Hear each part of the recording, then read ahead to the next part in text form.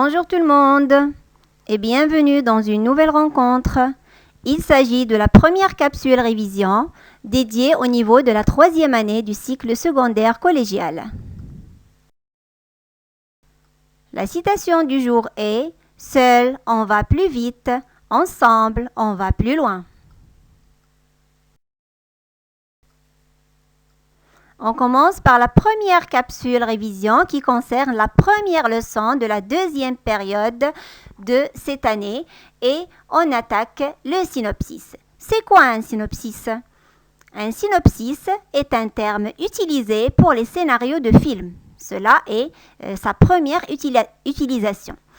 C'est aussi un écrit décrivant la totalité ou un aperçu d'une œuvre. C'est-à-dire, il donne l'essentiel d'une nouvelle ou d'un autre genre littéraire. C'est le résumé d'un livre. Là, c'est clair.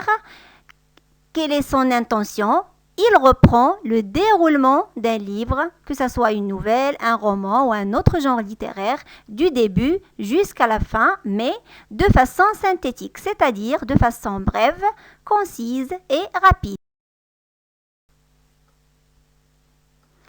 Quelles sont ses caractéristiques? Comment doit-il être? Un synopsis doit être court, concis et précis. C'est-à-dire, il vise l'essentiel. Voilà, dans le deuxième point, on précise qu'il doit saisir l'essentiel du livre. Troisièmement, il ne doit pas contenir des explications trop détaillées pour ne pas tomber dans la longueur. Et ensuite, il doit être écrit avec un style simple. Autrement dit, vous utiliserez des phrases qui sont bien écrites, claires, compréhensibles. Et enfin, il ne doit pas être une seconde version de la nouvelle, sinon il sera trop long. Autrement dit, il ne faut pas répéter mot à mot ce qui était écrit dans la nouvelle ou dans votre genre littéraire quel qu'elle soit, mais vous devez le dire de façon synthétique et essentielle.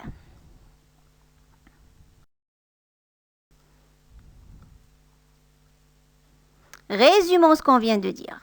Pour bien rédiger votre synopsis, qu'est-ce que vous devez faire? Numéro 1, utilisez des phrases correctes.